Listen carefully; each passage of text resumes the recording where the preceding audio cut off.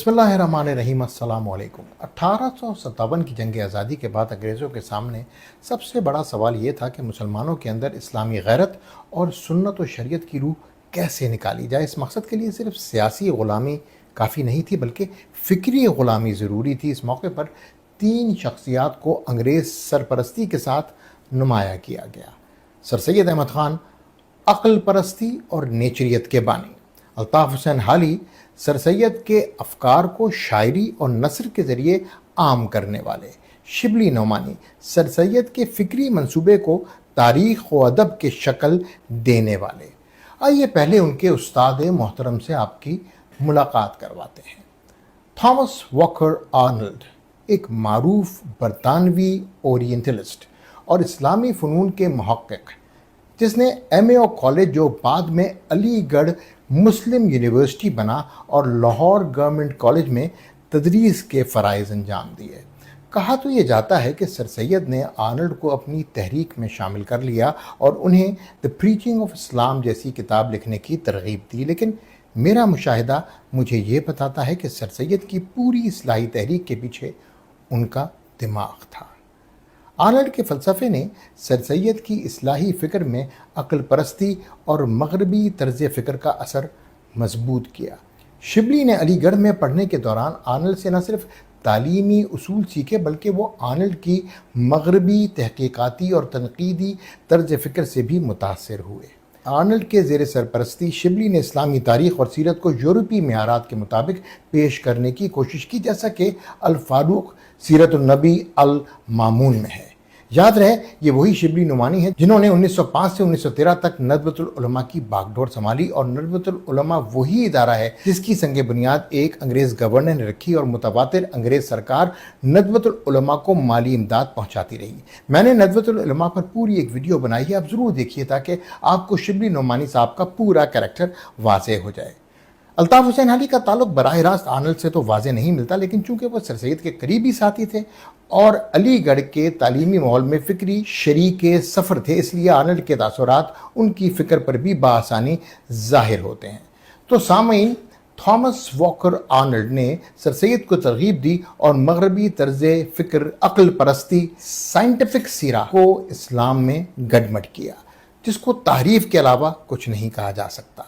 अल्ताफ़ हुसैन ने सर सैयद की इस्लाही तहरीक को अदबी रंग दिया। उनकी शायरी में मग़रबी तामीरात की झलक साफ दिखाई देती। ये ट्रायका सर सैयद अहमद ख़ान, शिबली नोमानी और अल्ताफ़ हुसैन हाली इसी बरतानवी ओरिएंटलिस्ट थॉमस वॉकर आर्नल्ड के फ़िक्री असर की बदौलत एक मुश्तरका फ़िक्री मसले में परवान चढ़ा। इस किस्म की तहरीक में काम बहुत बारीकी से किया जाता है। मैंने आज की नौजवान नस्ल को समझाने के लिए सर सैयद की इस्लाही तहरीक को आज के US8 और UK8 के पाकिस्तान में चलते हुए तालीमी प्रोग्रामों से मिलाया है। हमारे मुल्क पाकिस्तान में यही तरीका इस्तेमाल हो रहा है कि अब ज़माने के साथ अहदाफ बदल चुके हैं।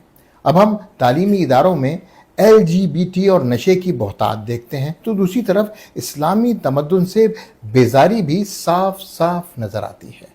तो आइए तारीख़ के औराक और पलटते हैं।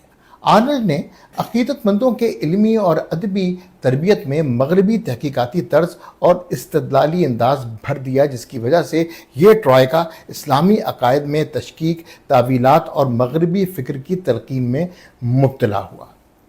सर सैयद अहमद ख़ान कुरान की तावील अंग्रेज़ी फ़लसफ़ा और साइंस के मुताबिक करने लगे।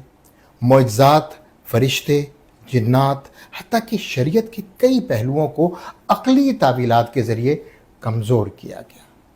अंग्रेज़ वफ़ादारी को मुसलमानों की बका का रास्ता करार दिया। अलीगढ़ तहरीक और अलीगढ़ कॉलेज के ज़रिए नई नस्ल को इस्लामी रिवायत से काट कर अंग्रेज़ी जहनीत दी। अल्ताफ़ हुसैन हाली ने अपनी शायरी को सर सैयद के पैगाम के फैलाव के लिए इस्तेमाल किया।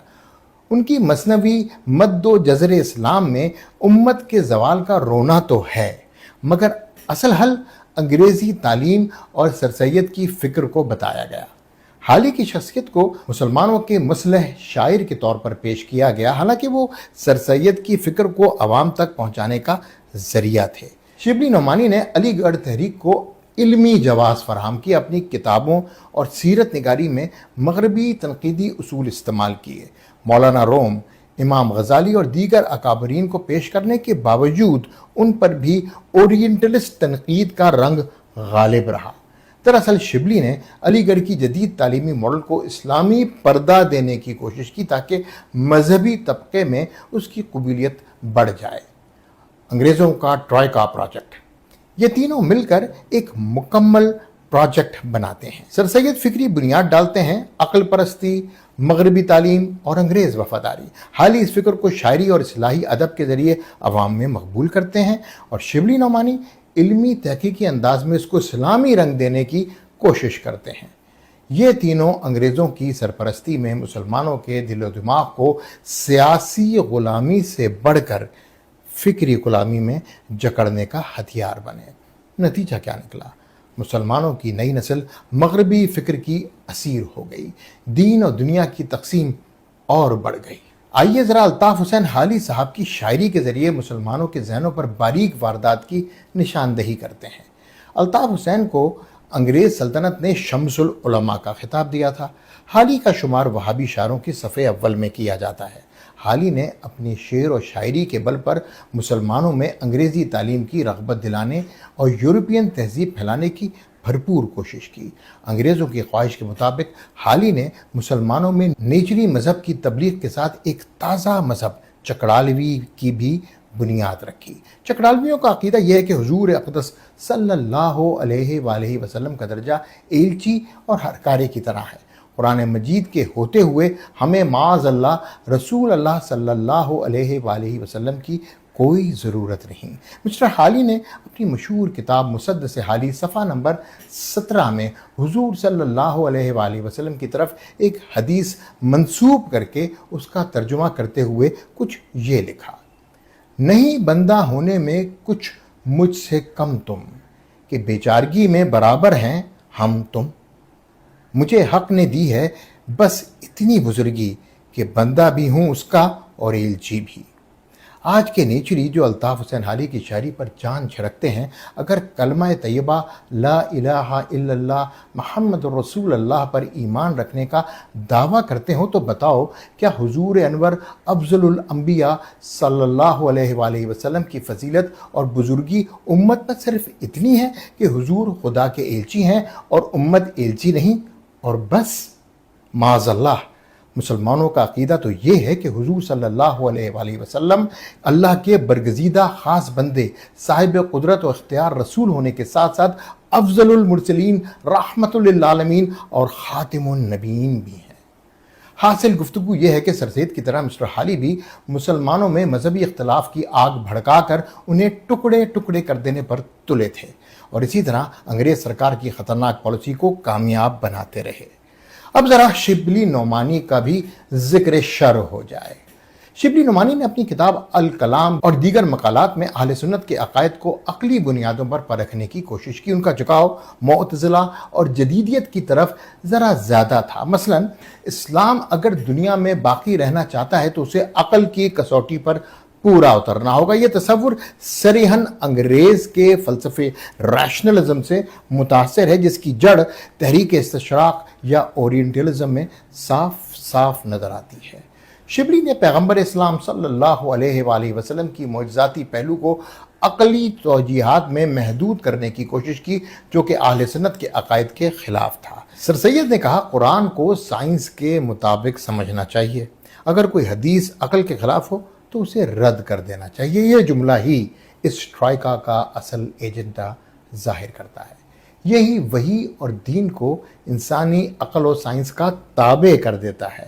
آئیے ٹرائیکا کی اس اصلاحی تحریک کا خلاصہ کرتے ہیں۔ حالی مسلمانوں کی تاریخ کو شکایت اور خود ترسی کے انداز میں لکھا۔ شبلی اسلامی عقائد کو عقل اور فلسفہ کے ترازو میں تولنے لگے۔ سر سید قرآن و سنت کو سائنس اور مغربیت کے مطابق کرنے لگے۔ یہ تینوں مل کر وہی کچھ کر رہے تھے جو برطانوی سرپرست چاہتے تھے، یعنی اسلام کو عقلی اور سائنسی اصلاح کے نام پر کمزور کرنا۔ سر سید احمد خان، شبلی نعمانی اور الطاف حسین حالی تینوں ایک ہی فکری دھارے سے جڑے تھے، جیسے عقل پرستی اور انگریز نواسی اسے ہی کہا جاتا ہے۔ ان کی فکر نے مسلمانوں کو قرآن و سنت کی تعبیرات میں تشکیک، سادہ لوحی اور دین سے دوری کی طرف دھکیل دیا۔ دوسری طرف اس پورے فکری محاذ کا سب سے بڑا رد امام اہل سنت امام احمد رضا خان فاضل بریلوی رحمۃ اللہ علیہ نے کیا۔ آئیے اس کو ذرا تفصیل سے دیکھتے ہیں۔ سر سید احمد خان کا رد۔ سر سید نے دین کو سائنس کی کسوٹی پر پرکھنے کی کوشش کی، معجزات کا انکار کیا، مثلا معراج جسمانی، جنات، فرشتے وغیرہ کی تعویلیں کی۔ امام احمد رضا خان نے فتویٰ رضویہ میں سر سید اور ان کے مکتب فکر کا سخت رد کیا اور واضح فرمایا، یہ لوگ عقل کے گھمنڈ میں اگر وحی کا انکار کرتے ہیں، حالانکہ عقل وحی کی تابع ہے نہ کہ وحی عقل کی تابع ہے۔ انہوں نے سر سید کی تفسیر القرآن میں کی گئی باطل تعویلوں کو دیگر فتاویٰ میں باقاعدہ رد کیا۔ امام احمد رضا خان نے شبلی نعمانی کا رد کچھ یوں کیا۔ شبلی نے اپنی کتابوں میں مثلا سیرت النعمان اور مامون میں ائمہ کرام پر اعتراضات کیے، بعض صحابہ اور اہل بیت کے بارے میں غیر محتاط جملے کہے اور اسلامی تاریخ کو یونانی تنقید کے زاویے سے بیان کیا۔ امام احمد رضا خان نے شبلی کے اس تنقیدی اسلوب کو دہریت سے قریب قرار دیا۔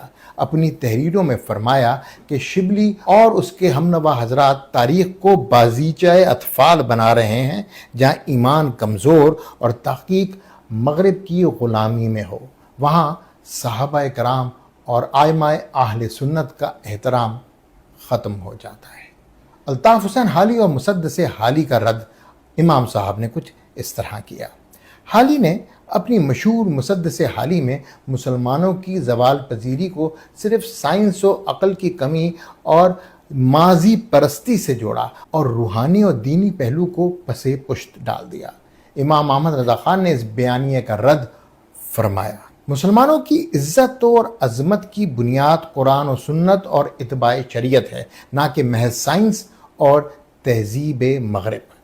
حالی نے جہاں مذہبی طبقے کو طعنہ زنی کی، امام احمد رضا خان نے اپنی نعتیہ شاعری اور فتاویٰ میں یہ پیغام دیا کہ اصل عزت مصطفیٰ صلی اللہ علیہ وآلہ وسلم کے عشق اور دین کی پاسداری میں ہے۔ امام احمد رضا خان کا ٹرائقہ پر مجموعی رد یہ واضح کرتا ہے کہ سر سید شبلی حالی کا ٹرائقہ مسلمانوں کو تہذیبی اور فکری مغربیت کی طرف لے جا رہا تھا، جبکہ وہ خود اسلام کی روح یعنی عشق رسول صلی اللہ علیہ وآلہ وسلم، اتباع سنت اور روحانیت کو زندہ کر رہے تھے۔ جو لوگ قرآن و سنت کو انگریزی عقل کے ترازو پر تولیں، وہ ایمان کے بازار میں دیوالیہ ہیں۔ یوں کہا جا سکتا ہے کہ سر سید کی تفسیر کی تحریفات، شبلی کی تاریخی گمراہیاں اور حالی کی ادبی اصلاحی مگر مغربی فکر زدہ شاعری، تینوں کا علمی اور فکری رد صرف امام احمد رضا خان نے دلائل، فقہ، قرآن و سنت اور عشق مصطفیٰ صلی اللہ علیہ وآلہ وسلم سے کیا۔ ڈاکٹر مسعود احمد علیہ رحمہ، جنہوں نے اعلیٰ حضرت پر بیش بہا کام کیا، ان کی ایک کتاب ہے دی نیگلیکٹڈ جینیس آف ایسٹ، امام احمد رضا خان۔ یہ کتاب ضرور پڑھیے، یہ انگریزی میں بھی موجود ہے اور اردو میں بھی۔ امام احمد رضا خان کا تعارف آج کی نسل کو پڑھنا بہت ضروری ہے۔